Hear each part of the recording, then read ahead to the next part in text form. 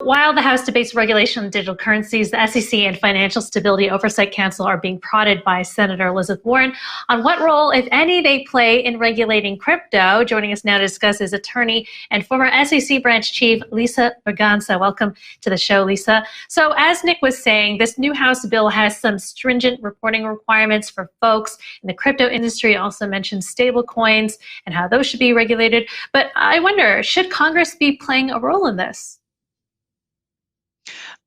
Well, I think it is an appropriate role for Congress to play. And one of the things that I'm particularly excited about in having Congress look into this is clearing up the overall confusion that we have. While we have confusion in the crypto area, that's not the only place in money transfer and in securities and in derivatives.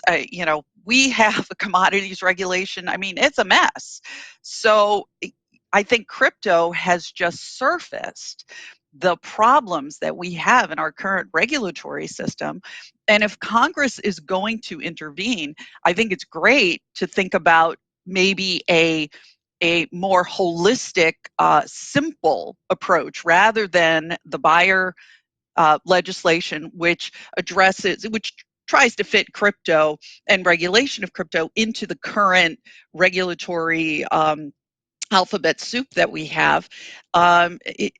This might be an opportunity to create a singular kind of regulatory system for crypto, and maybe the rest of securities and commodities, and we can move more into a unified regulatory system, because it is just loopy that and for crypto participants, but for other participants too, to have to figure out how to comply with the CFTC regulations and the state regulations and the SEC and the Federal Reserve and the FDIC and the whole alphabet soup. So I see it as an opportunity, but maybe I'm reaching for pie in the sky here. The Bayer piece, that the legislation that was proposed, it's as I was asking Nick, unfortunately he got frozen out while we were asking, but how does it compare with the other one that Congress has been mulling for a while with, you had several legislators on that one and people working very hard on trying to get that through Congress, and it's just kind of been sitting there, and Bayer just comes up with this all of a sudden, or Bayer just shows up with this. What exactly, which one has a better chance, which one seems more reasonable, and which one has, just politically, which one has more likelihood to happen? Well, I haven't looked at the last one in a while, so and I'm not really familiar with what's holding it up. But I will say that it's generally better to have multiple sponsors, so that makes the initial bill that's pending, a stronger one than the Bayer bill. But it could be that this second one was proposed because of holdups in the first one. So I think it's an opportunity for us to take a look at both of those, put them side by side, and then figure out what were the log jams, what was it that was really holding up the first bill, and can we address that and get more sponsors onto the second bill? We need, bipartisan sponsorship, really. Are you getting the sense that stablecoins are one of the big threats to regulators, and that's kind of why we're starting to see all this legislative activity?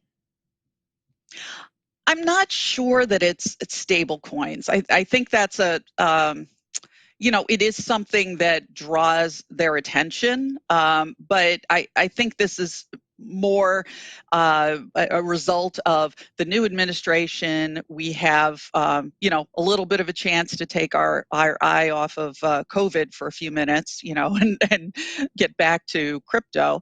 And also the, Gary Gensler.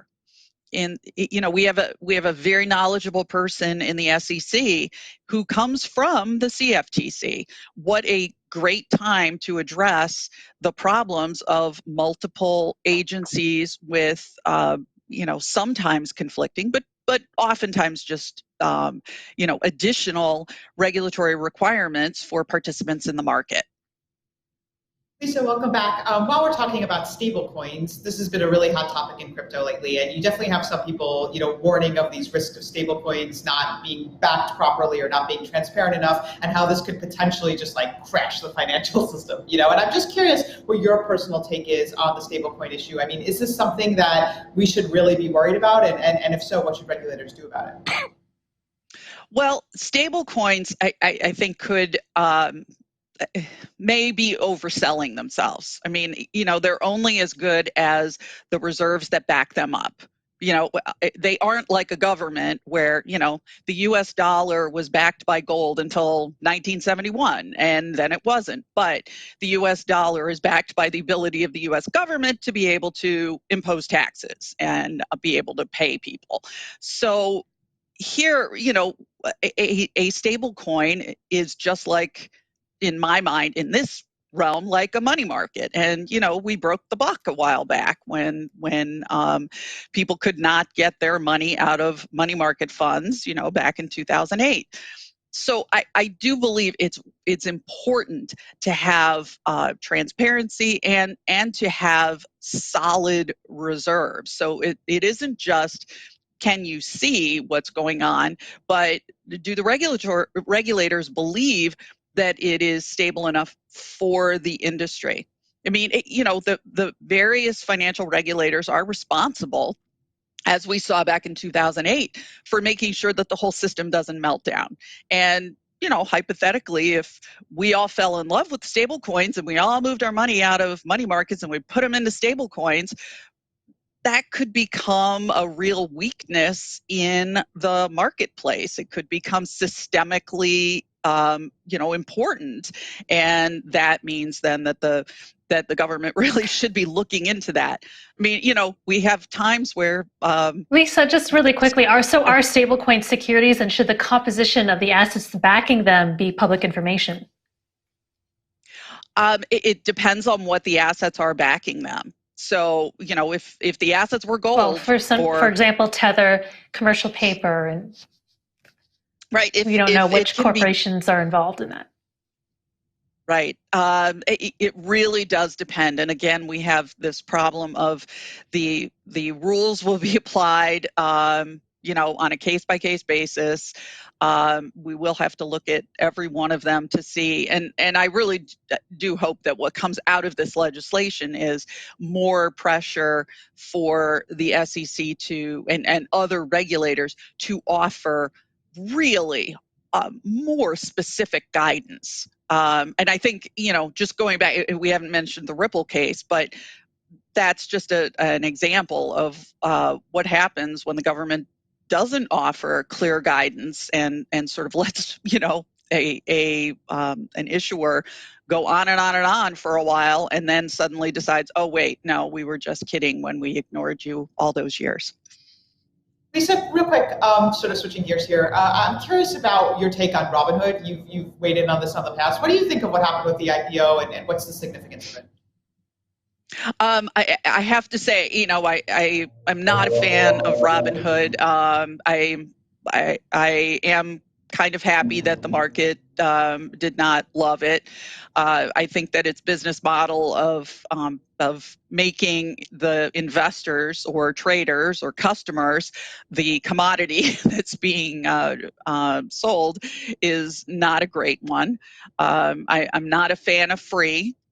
I think that just misleads people, and it hangs into a part of our brain that we as human beings just we fall in love with free, and we will do dumb things in order to take advantage of free. So, not a fan.